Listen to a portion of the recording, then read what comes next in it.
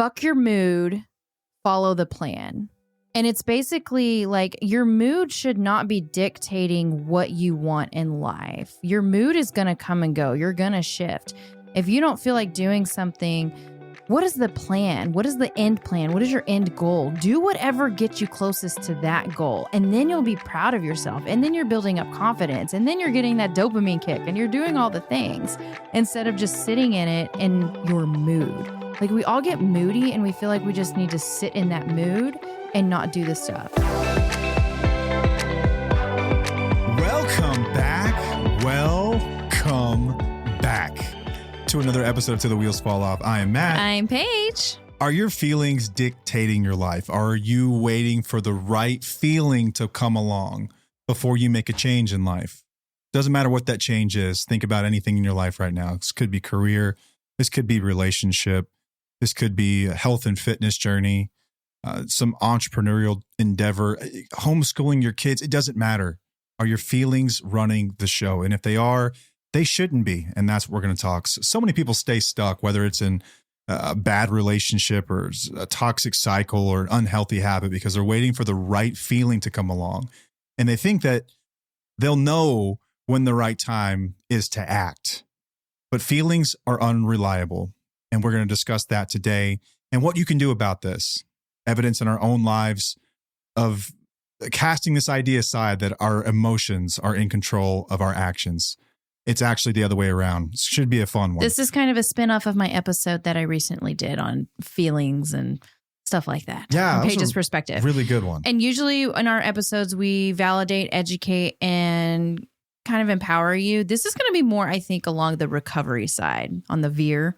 With our veer. Empowerment and recovery. Yeah. Empowerment and recovery. We're trying to motivate you here, even though it's about how motivation really isn't that good of a thing, but that's what we're going to do. Stick with us here. Hey, we've got a website, twfo.com. That's twfo.com, where you can find out everything you need to know about us. We've got a blog up there. We've got merch up there, sweatshirts and hats and stickers for water bottles like I've got right here.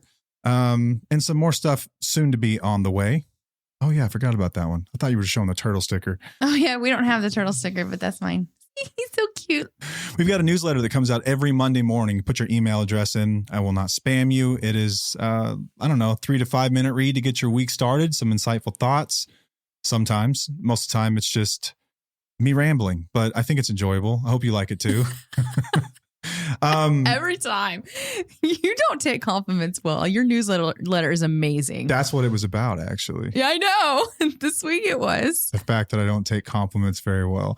We've also got recovery rocks. If you don't know what a recovery rock is, that's a recovery rock. Hang on. That's a recovery rock. It's got our logo on the front. On the back, it says, "Thank you for being my rock." It's a really cool way to show appreciation to someone that's walked through hell and back with you. Spouses and partners who've walked through recovery journeys usually don't get much recognition. When someone goes away to treatment or they're going through something, they're always asking about how they're doing, right? How's Jim Bob doing? Whoever. And what about the one that's holding down the fort? No one's asking, how's your wife? Nope. How's your girlfriend doing? How's your fiance? Or husband. Yeah, or boyfriend. No one's ever asking those kinds of questions. Nope. That's a cool way to acknowledge that journey. Sell a lot of those things, and thank you for everyone that orders them. I think it's awesome to see the appreciation that's out there. I'm glad we could start that.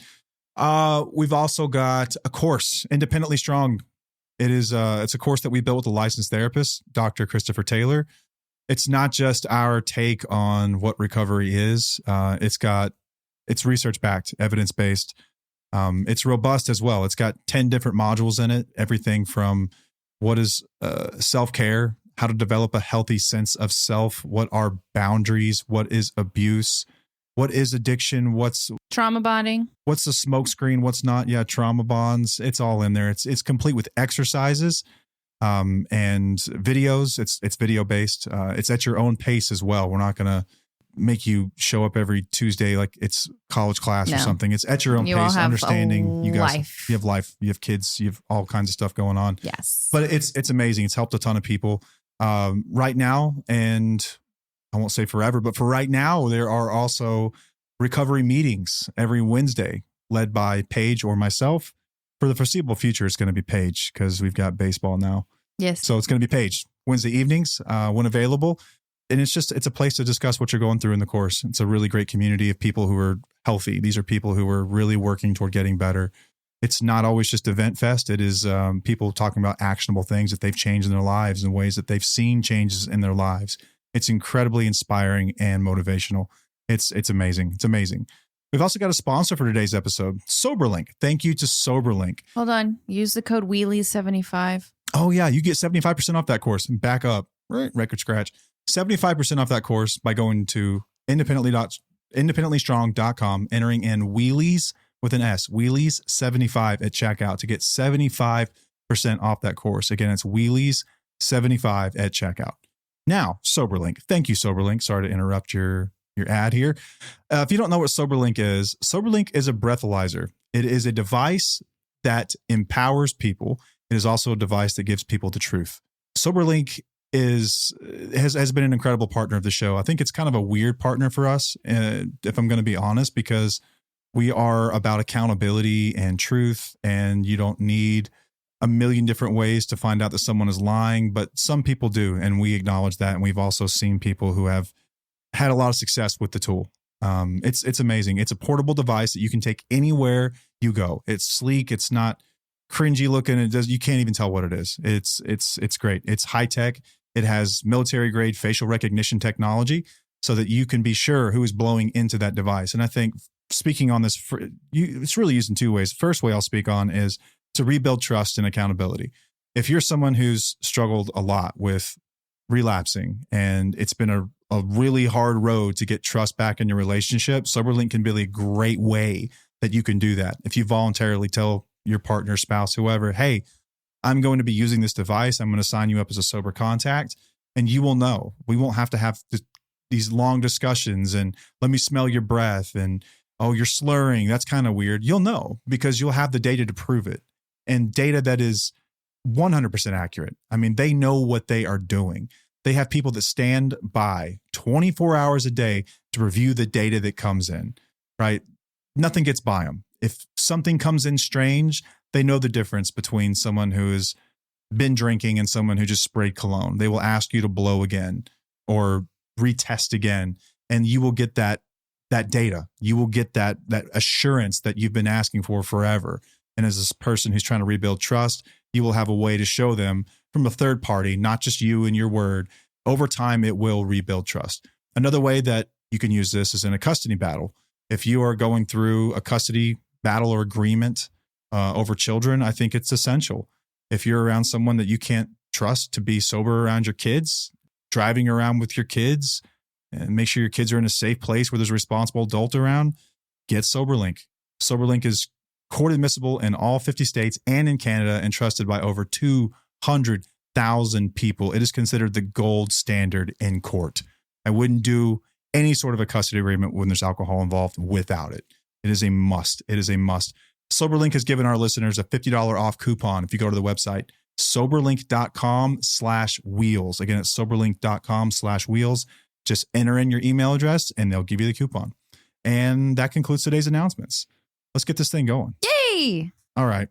How'd you come up with this one, by the way? I don't know. It just kind of, I don't know. It kind of just popped up in my head recently. The past couple of weeks, I've just been really thinking a lot about feelings and feeling the feels and how people get trapped in feeling the feels. Myself included. I do this sometimes. I sometimes backtrack and do things where I'm like, ooh, I shouldn't be doing that because I know I need to be regulating my emotions and actually taking action instead of feeling my feels. It's important to feel your feels. Feelings are real, but they're not right always. We need to learn to question them. I think it's important for us to learn how to question them, because if we don't question them, we're going to be making decisions based on just how we feel all the time. And a lot of the times, that's not going to get us where we want to go.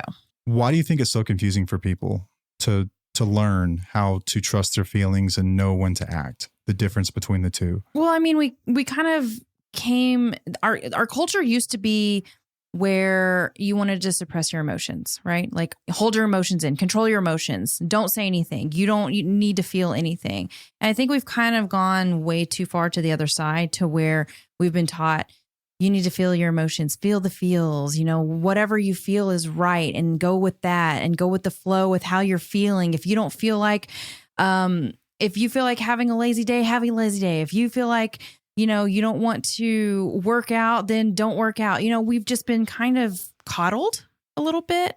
And I think that we need to find the balance. And that's kind of what we're here for. I heard this guy, it was an episode of Modern Wisdom. I can't remember the name of the expert that he had on, but they were talking about emotions in general. Most of our audience is women. And in general, I would say women don't have too hard a time knowing what their emotions are. I'm not going to sit here and say anyone's perfect with them, but knowing what they are compared to a man. Men, our issue is often we don't know what the language of emotions even is, or how to decipher any of it. Or right. You were taught to hold them in. How to translate it, right. But emotions are important because they are, as this expert put it, he said that they're essentially the data of your brain. It's what your brain is telling you about what is going on in your environment generally. Right. But as we will see, as we kind of walk through some examples today and some stories today and information, that information that comes from those emotions can sometimes go a little haywire, and it can sometimes feed us false realities. Or you can just get so stuck in the emotion itself that you waste 20, 30 years feeling your feels. Yeah. There's a time and a place to feel your feels. There's a time and a place to act. Yeah. And a lot of the times our feelings are misguided. Like they're not completely accurate in the moment. And I've discussed this, how when I went through all of my crazy stuff 4 years after you got sober, I had a lot of anger that was like, oh, this is not, my life is great. Like I have no reason to be angry right now. So why am I angry? So I really did have to switch my thought process in order to get through that anger and realize that anger was not reality for me. Is that a bit of a mind F? Absolutely.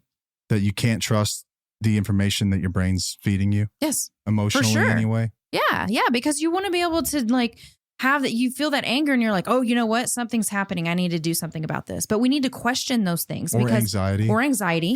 Fear. Any emotion that we have, we need to make sure it's aligning with reality.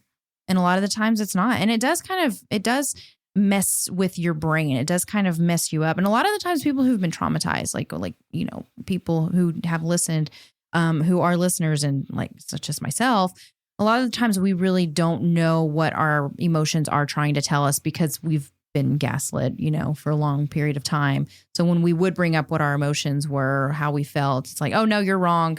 That's not okay. Then, that's not accurate. And it's like, oh, well, is it? Is it not? So then, yeah, it's always a mind fuck. Yeah. Even after the fact. You have to learn how to understand what your emotions are telling you about your environment. But then you have to learn how to decipher when they're in overdrive and when they're actually feeding you a correct signal.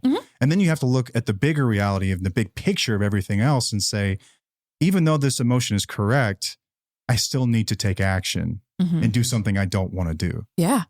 Which is where I think we should get started, which is motivation. Motivation is, we've done an episode of motivation. It's been quite some time now. I think so. Motivation, and a lot's been said about motivation, but I think probably the number one thing that people get wrong about motivation is that most people feel like you have to be ready before you take action, and you're going to know when you're ready. Yeah. You will get so motivated one day that you will just take charge of your life and you'll make changes and you'll accomplish every dream that you've ever had based on just feeling like it's the right time. Well, think about things you might have seen on social media, or people, maybe friends have messaged you or something and say, oh, I'm just not feeling motivated today. I just don't feel motivated. Like, but that doesn't mean that you don't need to do what you need to do just because you don't feel motivated. Motivation is very short-lived. Very short-lived. Like, I try to motivate our community a lot to focus on self-care. A lot. All the time. Like, I'm like, let's focus on self-care. Let's focus on it. And they'll be motivated for maybe a week, if that. And then it just goes back to where it was. It's a cycle. And this is kind of proof of what we're talking about if you're in the community as a listener when it comes to motivation, how you can only be motivated for a short period of time. That's when your action needs to take over. That's when discipline needs to take over. That's when your thoughts need to take over and not your feelings. Yeah, you said it right there. Discipline's the key. Yeah. Discipline is the ability to do something when you don't want to do it, but you know you have to do it. You need to do it. Right. You know what's best for you. Motivation is so fleeting. It is. It comes and goes. It is finicky. There's some days where you will be so motivated and you feel like you can conquer the world. And then the next morning you wake up for no particular reason and you just don't have it. Yeah. But the thing still has to get done. Whatever it might be, whatever that is in your life, you know what that is, needs to get done regardless. Right. Man, one of my favorite speakers on motivation, and maybe a bit extreme, but I think David Goggins is probably like the I love Goggins. Anti-motivation motivator. Right? You know, like he is incredibly motivating, but his thoughts on motivation are very bleak. Yeah. He says it's bullshit. Yeah. Motivation's bullshit. It's not about motivation. It's about discipline. And that's motivating. Isn't in a way. It though? It is. It is. Because what it does, I think, and this should be incredibly empowering, is that it returns the power back to us to say, do you want something great, whatever it might be? Let's say that like me at one time in my life, like I want to be sober. I want to be a good dad. I want to be a good husband. I want to be the world's best dad. I want to be successful in business. I want to do all these things, and feeling like it's just going to come one day when I decide like, oh yeah, I think I'm done with that part of my life. And now it's time to go do all this wonderful stuff. It just doesn't work that way. It's not the movies. But when you hear someone say, I felt just like you did, but I just took action anyway, and I got everything I ever wanted, that should be an empowering message to everybody. Absolutely. Because everyone's capable if you just do the work. Look at our story. Just put one foot in front of the other and you can do the work. Yes. And you will get exactly what you wanted. Yeah. Motivated or not. F your motivation. If you get it, it's almost just like icing on top. And there's some days where you get motivated and you have discipline. Yeah. And you're like, oh man. Those are the best. You feel like you're unstoppable. That doesn't happen all the time though. It's pretty rare. It is. Discipline's what carries you across the finish line. Yeah, you know, for sure. Motivation may get you to the shoe store to buy the shoes for the race, but it ain't going to get you down the path. It's not going to get you across the finish line. That's discipline. No. But it should be incredibly empowering, I think, for people to hear that you don't need to feel motivated. So if right now you don't feel motivated, it's okay. That's perfect. Yeah. You don't need to feel motivated to take action in your life. Nope. And this can be anything that you want to do in your life. Like I said, we'll get through that. Backup story real quick. I've said before, I always thought that there'd be some moment that occurred in my life that would get me sober. I thought that when I graduated college, I would just feel motivated to grow up and I would just be a professional and we would figure stuff out. And then I thought whenever we got married, I would feel motivated, like, okay, now it's really time to take charge. You promised her you'd be a good man. Now it's time to be a good man. Didn't happen. No, it got worse. And then the big one was kids. Yeah. It's like when our daughter was born, it's like now is the day. That's my motivation. But then what no one tells you is that kids are really stressful, and the last thing that you're going to feel is motivated when your kids are born. Mm-hmm. At some point, I recognized that there was never going to be this magical moment where I felt ready. I was just going to have to take action, like it or not. And in fact, it kind of pissed me off because I thought to myself, I could have done this 5-6 years ago. Right. It's like, damn, why did I wait so long? Yeah, it's like, why did I have to wait? Why am I waiting for something external to save me when I could have just done it at any time in my life? Yeah, that goes with anything. That goes with anything, not just sobriety. That's just with growth and making changes within your life. Yeah, so you don't need to feel inspired to start something. You don't. If you do, that's a plus. Get started right away. But you don't need to feel inspired to start anything. Well, what? I was going to say, like a lot of people when they lose weight, they start strong, motivated. Oh, yeah. Then they hit a wall. But the ones that have success stories, ask them what it was like. And they'll say, there were days where I just kept going and I didn't want to do it. And I cried on the exercise bike or on the treadmill like you've done many times. Definitely Didn't want to do it, but I just did it anyway. And then afterward, what did you feel? Amazing. And motivation. Yeah, I felt motivated. And you know what? Because also dopamine, we all like that feeling of dopamine that goes into our brain, right? That's the feel-good thing. Yeah. But it doesn't just happen. It doesn't just magically happen. You have to take action. Your brain, it rewards the movement. So you have to take action in order to get that dopamine kick. Yeah. So you have to work out or you have to do something that makes you happy, that does something for you, that fuels you in order to get that dopamine. It doesn't just come unless you take a substance or whatever, but we don't encourage that. That's awful. Yeah. Mark Manson said, action isn't just the effect of motivation. It's also the cause of it. I love that. Manson's a quote monster. He's amazing. I know. We've been putting a lot of his stuff in our story love lately. His stuff, man. I do Dude, too. how's he, just all day long. He's so talented with the quotes.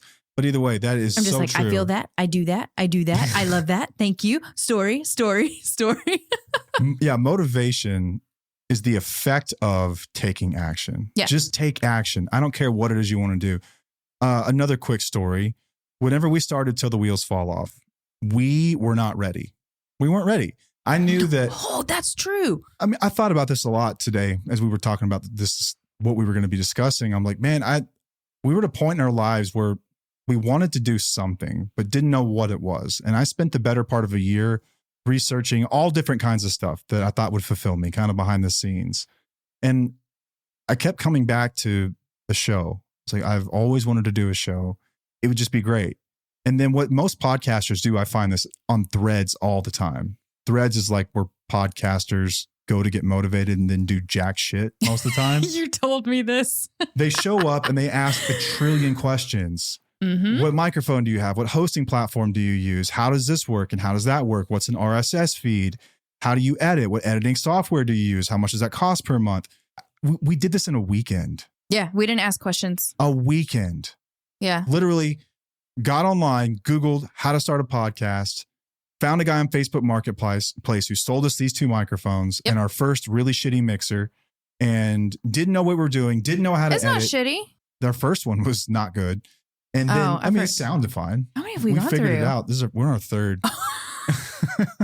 He does all this 2. stuff. I don't. But either way, like I YouTube how to edit, figured that out in about 45 minutes. And we just started. No, figuring out YouTube editing was a bitch. No, I figured out how to edit audio in 45 minutes. Okay. You said YouTube. Sorry. So. I got on YouTube to figure out how to edit. Oh, got it. Okay. I was thinking of myself. My bad. We just started. We weren't even 100% sure what the show would be. I might go back and delete our first episode called What is Tufo, because what it is nothing like what we thought it would be, because we just started, and that's proof of it. We had no clue what this thing would be. I think that shows our growth, and it shows where we came from, and it shows where we were at that time. I think it wouldn't be genuine. It would be inauthentic if we went and removed that. You're right. I guess it's just for me. Maybe change the title somehow, or say this is, you could always add like a something to it, like to the description or whatever. But the point of the story is that we didn't know what it was going to be. We didn't have a perfect plan. We just figured it out. This is how we roll in everything in our lives, though. Life's a dance. You learn as you go, right? Sometimes you lead and sometimes you follow. But it is. But we really don't ask that many questions. Like, think about when you went to treatment and when you got sober. Like, did you ask a million questions? No. Or was it more of just like, I'm going to follow, I'm going to do what you tell me to do, and I'm just going to figure this out? I just observed other people. I'm an observer. And I was like, yes, I'll figure it out. Huge observer. And that's even whenever I went down my fitness journey, all the things. I'm like, I'm really big on just like, I'm going to figure this out because it builds my confidence up. I'm not going to ask a million questions because people can't give you the answers that you really need. You've got to figure it out yourself, because that's what's going to build up confidence. For anyone that's ever gotten into an ice bath, you know that the longer you sit there and think about it and stare at that water, the longer you're going to sit there and get stagnant, and the harder it is to take action. Just get in. Just start.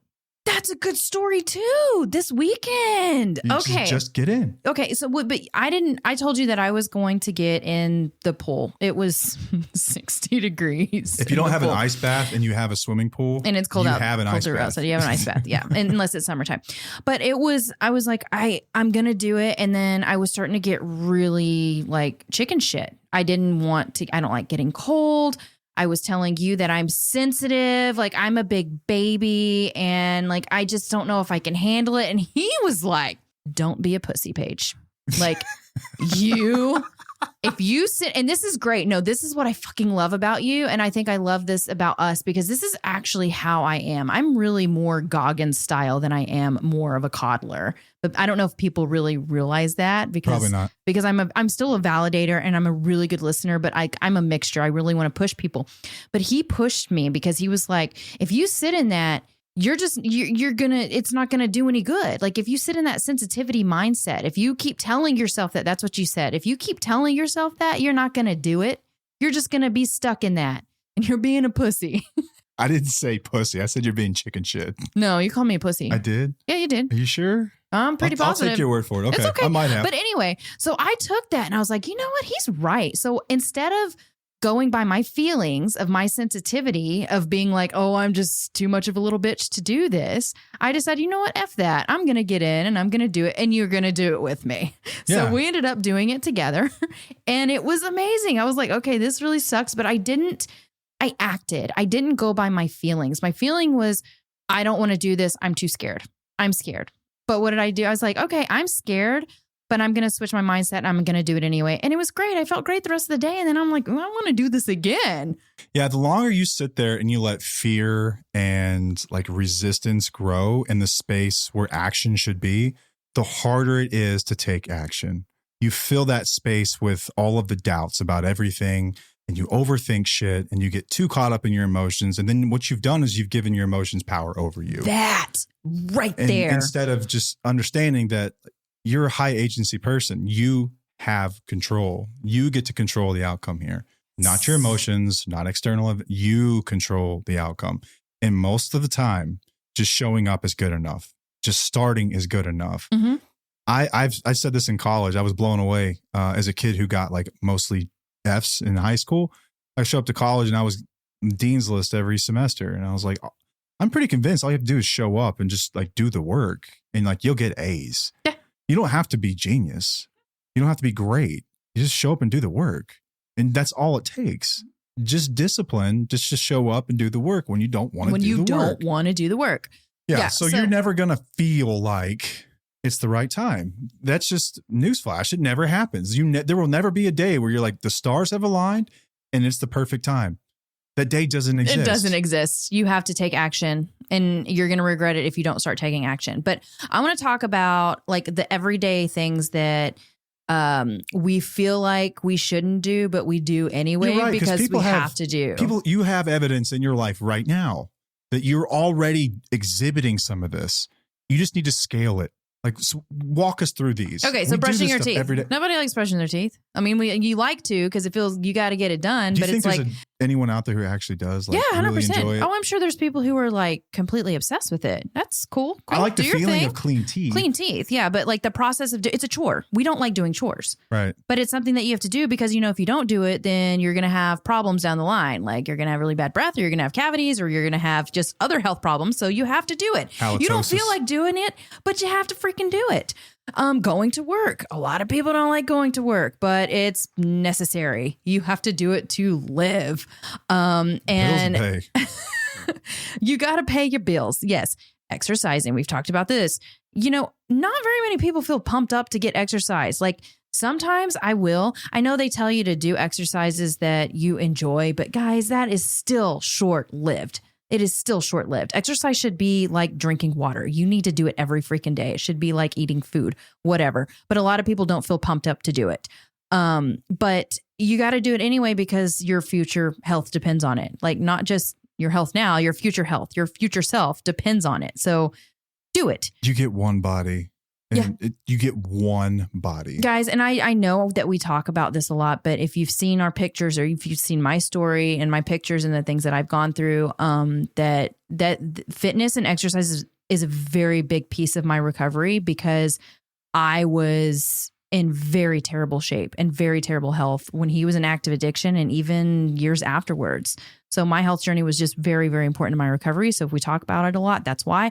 And I think that exercise is extremely important for so many reasons. All right, off my box there. Taking care of our kids. That's one thing that every day. Oh man, yeah. Guys, if you tell me that you love to do everything for your kids nonstop, constantly, you love to make sure they're fed, like perfect meals, and you need to make sure you're awake at the same time. You're lying. Okay. We all like it's hard. Parenting is really, really hard. And we don't want to wake up. I mean, we don't wake up excited every morning to like make sure like tantrums. Like let's say that they have tantrums in the mornings or they're like, they wake up really pissed off.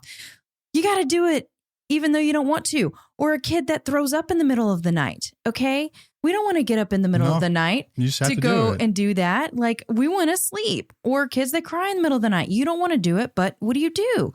You just do it because you know it's necessary for your child's well-being. Yeah, or 8:30 at night, and they come to you, and, I have to get poster board from CVS because of a project I have due. And it's like, you little bastard. Yeah. So but you have to do it. Well, I don't know. That depends. Well, I'm a weirdo nice, when it comes. Like, nice one, if my kid calls me from school and says that they forgot their homework, I'm not going to take it to them because they need to have those natural consequences of not having their homework. At a certain age, you let them. Oh yeah, for sure. Yeah, it's age appropriate. You can call me a mean mom if you want. Whatever. So we these are just everyday things that we do all the time. Laundry. We don't want to do laundry, but we have to do it. These are things that we don't want to do, but we do it anyway because it's necessary. So why do we act like major life decisions should be different?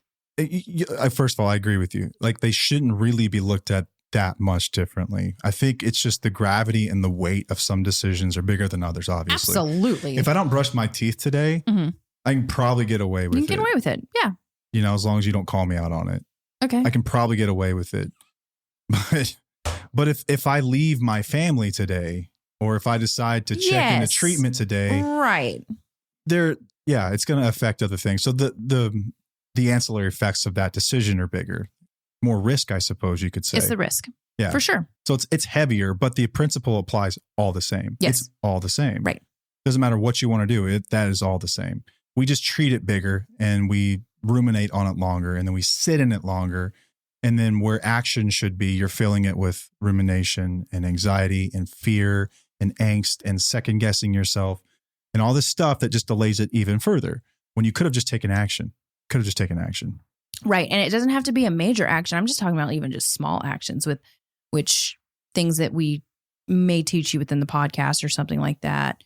That's an action too, listening and then taking action, small things to get you to where you want later on. Yeah. Like, the best time, if you're a problem drinker, a problem with drugs, the best time to stop was yesterday, but the second best time is right now. Tomorrow is no good. Do it today, right now. Just do it. Yeah. There's no reason you can. There's no reason you can't do it. Just do it. Just start. Aristotle said this, and I love this. He said, we are what we repeatedly do. Excellence, then, is not an act, but a habit. It's true. Think about the most successful people that you know in your life. Doesn't just mean monetarily, just successful. They're happy. They've got their shit together. What are they, if anything? They are persistent and they have discipline about it. Yeah. That's it, man. For sure. That's it. That's the recipe, really. Yeah, It's not that complicated. It is. Okay, so you want to go on to the next one? Yeah, let's do it. All right, so are your feelings controlling you? Let's get into this. This is kind of like what I discussed earlier about how your emotions are real. They are there. We need to listen to them, but they aren't always right.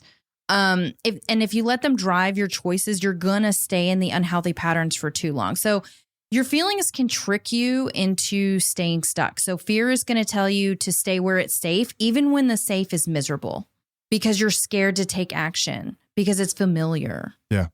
Guilt is going to make you tolerate mistreatment because, if you leave, you'll feel selfish. Doubt convinces you that you'll fail, so you never even try. I've been known to do that a few times. And hope keeps you waiting for potential, even when the evidence says nothing will change. That's why we always talk about reframing hope and stuff. And we've talked about guilt and how sometimes you have false guilt in these relationships or just in general. But a lot of the times these feelings are going to keep you stuck because they're not based on reality. They're just based on what you think you feel. Yeah. Feelings that are usually based on, how should I put it? I wouldn't say that they're not facts. Some of them are factual, but I think that most of the time that they are biased toward a belief that we're after or a conclusion that we want rather than what the most likely scenario is for us. It's based on what the outcome that you want. It's bias. It's cognitive bias toward one direction, like toward one outcome. I was thinking about hope the other day. Hope is like cinnamon to me. Stick with me. Explain. Stick with me. It just takes a little bit to be the right amount. Okay. Too much fucks everything up. Okay. None at all fucks everything up. Just enough. But if you're living just purely on hope, you probably got too much cinnamon in your recipe. And everyone that eats your chili is going to know. Chili. People put cinnamon in all kinds of stuff. I put cinnamon in chili. Not very many people do that. It goes in a lot of stuff, but a little too much screws stuff up. I thought you were going to go with something sweet. No, it's I'm sorry, one of those, that threw me off. It's one of those ingredients that you have to have just the right amount of. Yeah. No, that's great. And I love that. Be realistic with it, because it's so powerful. Yeah. Too much of it can be just as bad as none. Right. So we know how we talk about anger, right? And how it's important to listen to anger. And it is important to listen to anger, especially if you are in a relationship with somebody who is in active addiction and somebody is harming you. Like anger is there for a reason. It really is trying to tell you to take action, to do something about it, not necessarily not sock them in the yell face or be angry at them, like not harm them, but to do something for yourself. It means that it's trying to get your attention. It's telling you that somebody is harming you and it's going against your values. You can listen to some of our anger episodes to really understand that. But these are some questions that you can ask yourself if you feel like your feelings are controlling you. Okay. Are my emotions making my decisions for me? Do I avoid hard choices because they feel overwhelming? Do I let guilt keep me in unhealthy situations? And do I hesitate to take action because fear convinces me I'm not ready? Yeah, I would almost invert one of those and say, what are the things that I'm afraid to feel? Okay. As well. Yeah. A lot of people are afraid to feel grief. I read a study today that said people that don't grieve adequately, like they just deny themselves grief, take far longer to heal than those that just allow 100%. that.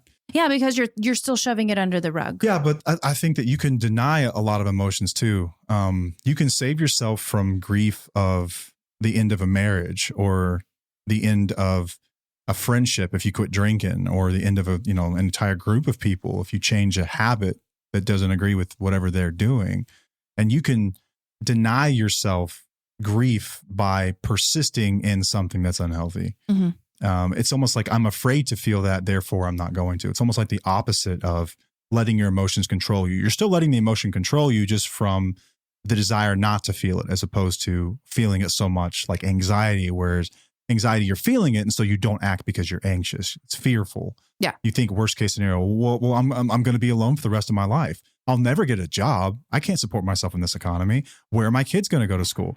You have all these questions. Or people who are trying to quit drinking, like, what do you do when you're fishing? Like, how do you ever watch sports again? Like, what am I supposed to do when I'm bored? Like, all these things that just drive your actions and behaviors. These are irrational thoughts. Mm-hmm.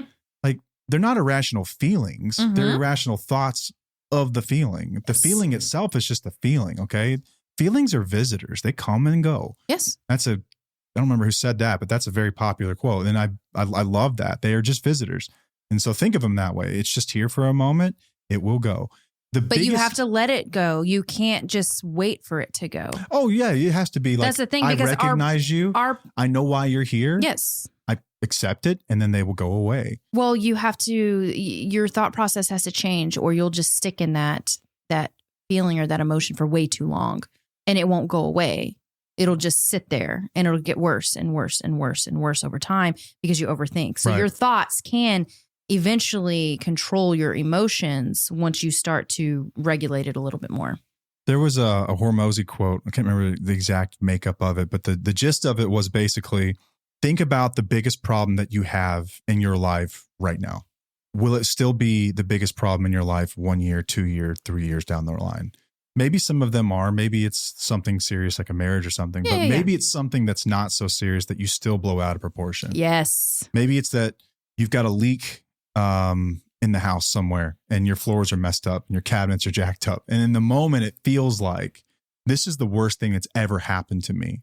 I'm never like Tiger King. I'm never going to financially recover from this. Yeah. It's the biggest problem. But 3 years from now, you will forget about it. You've trained yourself to get through those emotions. I was born a catastrophizer. Yes. And I've had to learn how to do this. And I have to actually listen to the emotion. The emotion's real. My first emotion is fear and anxiety, and I need to control this. I need to get the situation under control. I need to make myself feel better by controlling the environment. What I've learned is that I'll do that. I always do that.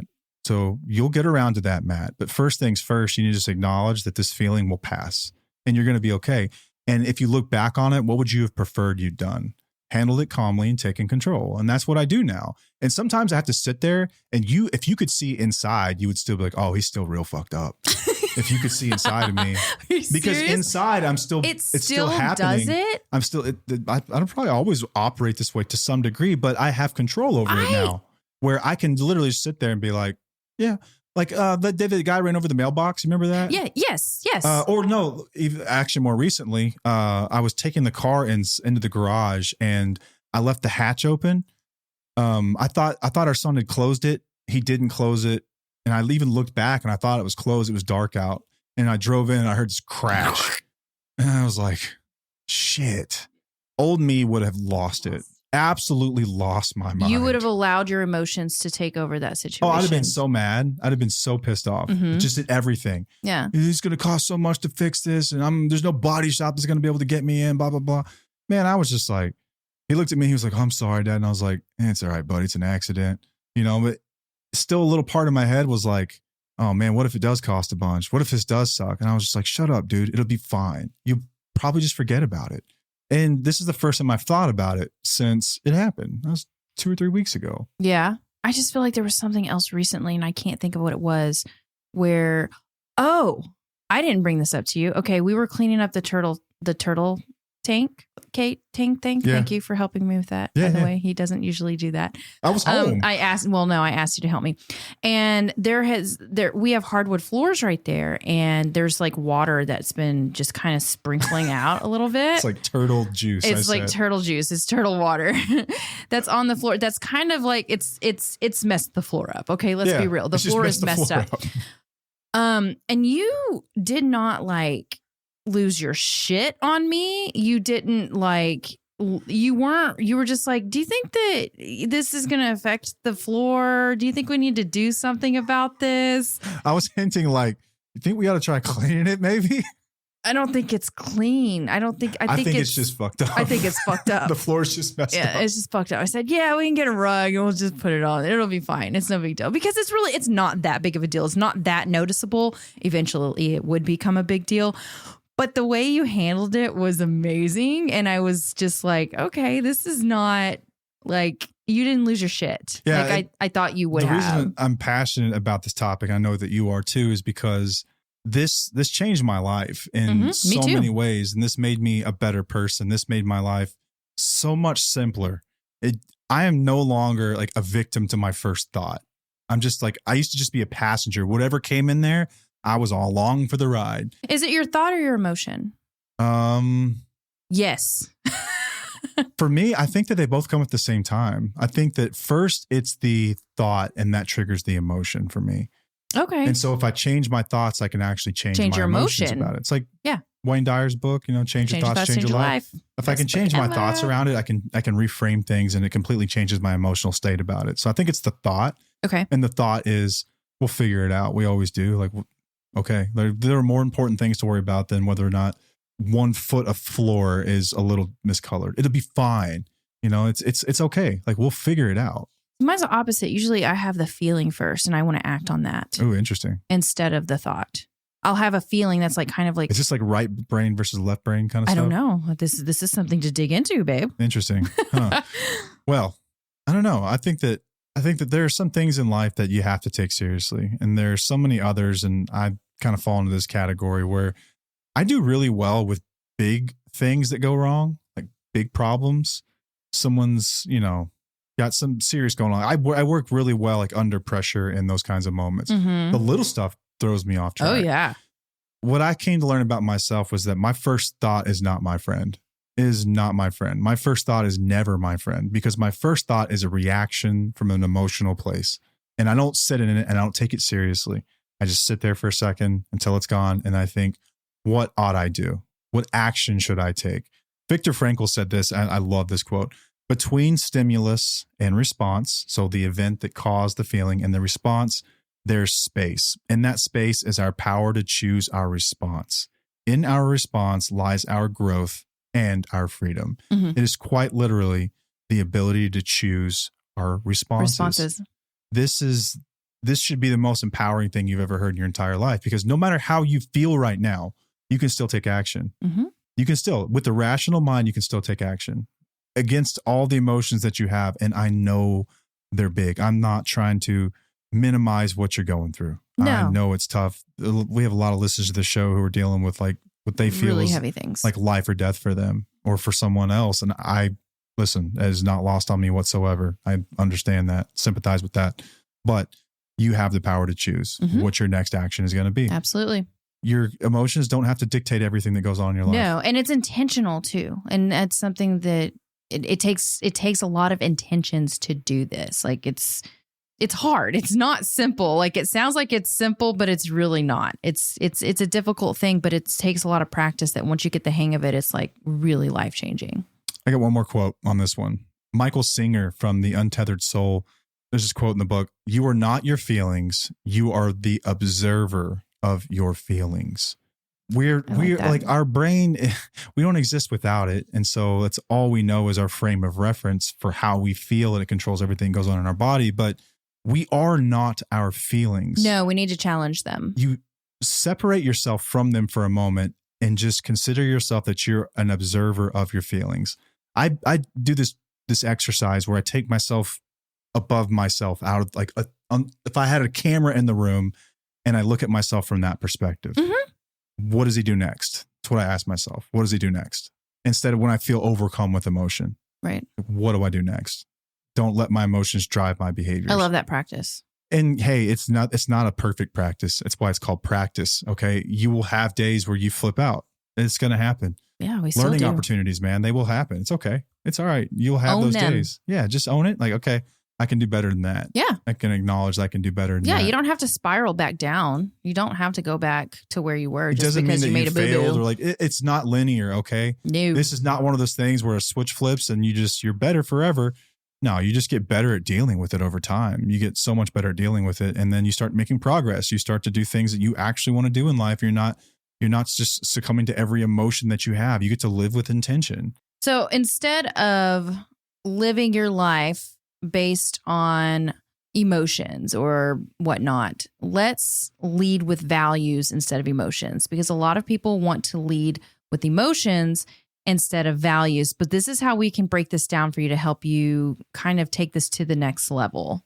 So don't just base your actions on things that you truly value. Yeah. And if you don't know what your values are. Yeah, if you don't know what your values are, we had a whole boundaries setting episode series. There's 3 episodes. We did this a couple of years ago that I think it still stands on boundaries. And the very first thing you need to learn about are your values. Or just Google it too. Google about your values, what you want. It can take some time to figure out what your values are, but it's somewhere to start. But that's what's going to lead you in life, not your feelings or emotions or not other people telling you what to do. It's actually going to be your values. So let's say that let's say you value self-respect. Don't tolerate behavior that disrespects you. You know, just it's kind of that simple in a way. It is that simple. Like you really just look at it like that. If you value growth, stop waiting for motivation and take action.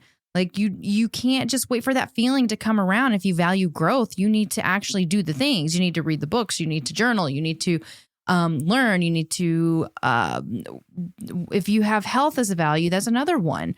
Don't sabotage yourself and say, I just don't feel like doing this today. No, you need to do it if you value health. If you don't, you're going to go against your values. And then that's when those negative emotions are going to come in, because that's what it is like whenever all these negative, uncomfortable emotions come in, we all are going to have them. But a lot of the times it's based on not living by our values. So you just got to swap it. Yeah. Shift it around. I knew this guy who had $150,000 land in his bank account. Didn't know why. It was a wire. Came in. 150 grand sitting in the account. Called the bank. They were like, we don't know. No idea. No clue why it's in there. So he calls me and he's like, there's 150 grand in my account and it's just sitting there. It's like, what do I do with this? We talked about we can all just take it to Choctaw and or Vegas and put it all on black and see what happens and whatever. But we were joking, obviously. But I was like, so what are you going to do? He's like, I'm going to send it back. I'm going to figure out how to send it back. I'm going to send it back. That's the right thing to do here. Just period. Core values, like a lot of times companies have what they call core values. Mm-hmm. And it's what I thought it was a bunch of foo-foo bullshit yoga babble that they put on the wall behind the reception's desk. Like, this is what we stand for. But no one actually stands for that crap, you know? But the good ones, and people should live their lives this way too, whatever your values are, every decision that you make before, if you're confused about a decision, ask yourself, what do the values say? Yeah. Does this agree with my values? And if it doesn't, you don't do it. And if it does, you do it. It's that simple. Yeah. Not your feelings. Not your feelings. Not your feelings. Your values. Your values. Because in that moment, he felt like, I'm broke. I could really use this money. I mean, if no one knows it's gone, they probably would have figured it out at some point, right? Someone's going to come looking for that at some point. And they did like 2 weeks later. Right. But yeah, like you want to do something with it, but you don't, because your values say, I value honesty. And what's the honest thing to do? And you can help guide your actions in ways that you can be proud of. And when you lay your head down at night, you can say, I lived authentically. We've said that before. Living authentic is nothing more than choosing values that you believe in and living as close to them as possible. That's all it is. Didn't say anything about emotions. There would be days where you value growth, but you don't fucking feel like growing. You feel like crying. You feel like laying around. You feel like eating Oreos, doing a line of Oreos, right? Doing a line of Oreos. Real ones know. Yep. But yeah, so that's where we should be focusing most of our energy, is what do the values say? And if it agrees with my values, then I do it. And if it doesn't, then I don't. And it really is that effing simple. Yeah. It really is that simple. Mark Manson said this: if you always listen to your feelings, you'll be enslaved by them. Acknowledge them, but act based on your values. Yes. Act based on your values. Acknowledge your feelings. I'm not saying ignore your feelings. You can acknowledge them, but your feelings are not always going to agree with your values. They're just not. Like Layla Hermosi. I sent you that video today. Yeah. I think that she's got a motto of, I wish, I'm going to totally butcher this, but it's like, fuck your mood, follow the plan. And it's basically like your mood should not be dictating what you want in life. Your mood is going to come and go. You're going to shift. If you don't feel like doing something, what is the plan? What is the end plan? What is your end goal? Do whatever gets you closest to that goal. And then you'll be proud of yourself. And then you're building up confidence. And then you're getting that dopamine kick. And you're doing all the things instead of just sitting in it in your mood. Like, we all get moody and we feel like we just need to sit in that mood and not do the stuff. Like, Matt and I have times where we don't want to record. Like, we're just because our schedule is crazy. We have a lot going on in our life right now. And we're just hanging on by a thread sometimes. Yeah, it is almost midnight right now. Yeah, on a Monday night. Yeah, we're not caught up. Night. We got caught up for 1 week and that's it. And we were back to where we are. But that's okay. Yeah.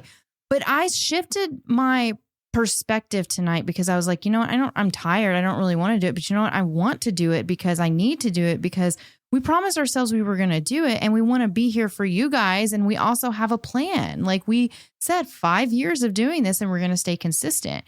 And that made my mood shift because it's not about sitting in your feels and being like, oh, I just don't want to I've had nights where I'm just like, I just don't want to. And then I sit in it and you know what? That's not good for anybody. That's just being a pain in the ass. That's just I remember there was something that I had huge self-awareness of whenever I was in therapy many, many years ago. And I had been told that my mood affected people. Like people felt like they were kind of uncomfortable. Like you would tell me you go somewhere and people could feel my mood. You're one of those emotions on your sleeve kind of guys. I really, really am. And I'm really working on it. And I've kind of I've been opening my eyes to this a lot more where it's like, I don't want to be that person and I don't want to sit in my feels or be moody or whatnot because that's just not who I am. That's not part of my values. My values just do what you need to do to make sure you're going to grow. Growth is one of them. So I need to shift my mood and shift my thoughts. Mm-hmm. If I shift my thoughts, my mood shifts. You can't wait around for your mood to shift for your thoughts to shift. No, you could be waiting around for the rest of your life. Yeah. Like truly, you really could. Take action. Yeah. James Clear said that your emotions are real, but they are not instructions. Your emotions are not instructions. You don't listen to them. Don't listen to them all the time. I think you need to observe them because sometimes they are valuable. If someone has just berated you in your house in front of your children and you feel angry, pay attention to that anger. Absolutely. It's trying to tell you something. The next day you feel scared because you're like, I know I need to get out of this home, but I'm scared. Don't listen to that emotion, because if you go back, what was the value telling you? What's your value? You value respect. You were disrespected. You value and honor honesty in a relationship, and you're not getting that. Walk away from it if it's not there. Yeah, exactly. Like, surround yourself as well with people who share your values. Those are the best relationships. Your values, not towards your feelings. They are not telling you exactly what you need to be doing. They're just not. No, they can give you signs at times, but you need to, if there's a confluence between the value and the feeling, it's worth taking note that emotion is just a visitor. It's just a visitor. Okay. Just a visitor. Just chill out. Because if you apply the logic of emotions, then every time I took drugs and I felt happy, I should just keep doing that, man.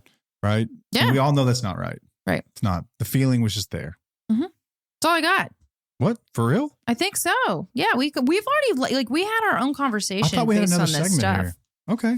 Well then, okay. I guess you don't, we kind of talked on this, you don't have to overall haul your life overnight. You just have to take the next small step, which is what we say, is that you can't it's not making a change like that. It's just making small steps towards whatever your values are. Yeah. Just brick by brick this thing, man. Brick by brick. You can make tiny, even if you have to start small, tiny little actions consistently, day in, day out.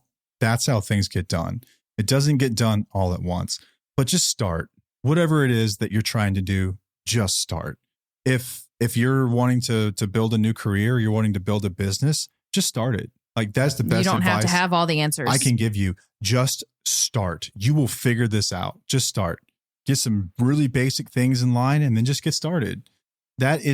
Ask anyone who's ever been successful in business. How did you do it? And just got started. We figured things out. It's not waiting for the right time or the right feeling to make sure everything is in place. That's just not how it works. No.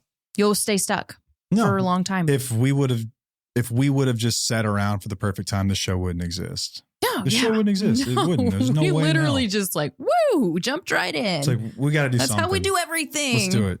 That's how it works. That's generally how it works. So the next time you feel overcome with emotion, overwhelmed by your emotions, remember this conversation. Does that emotion interfere with your values? And if it does, that's a visitor. Is that emotion telling you something about your values, like your values are being obstructed or violated? Pay attention to that. Pay attention to that. Remember that. They can be good signals that come from us, from our brains and from our bodies and what we're experiencing, but they are not the end all be all. They do not get to decide what we ultimately do. Our actions can be separate from our emotions. Difficult, yes, but it is possible. I promise you that. Talk to anyone you know that you admire and they have a story similar to this. You will not find anyone that you admire who is successful, who's done anything in life that is worth talking about, that has sat around and let their emotions guide every decision they've ever made. You're just not going to. Yep. You're not, man.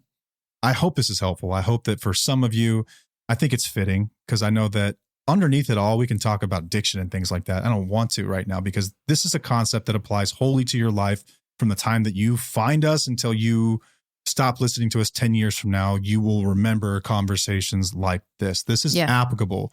This is the kind of crap you can teach your kids. This is important stuff in life. This isn't just apply to your relationship today, but it does apply in that as well.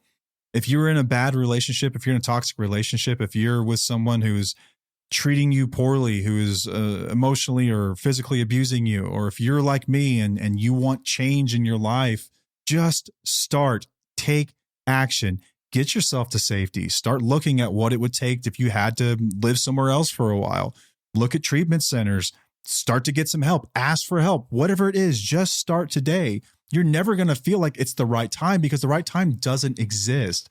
Your emotions are never going to give you that day where it's like, okay, the skies have parted. The schedule is clear. You have motivation. Now it's time to work. Because on that day, you're probably just going to want to enjoy not feeling worked up. Just take action when you don't want to do it. And then get used to doing that. That's how discipline's built. And discipline will carry you across the finish line. Boom. All right. That's all we have for this week. Thank you for joining us. Till next time, I'm Matt. I'm Paige. And we'll see you. Bye.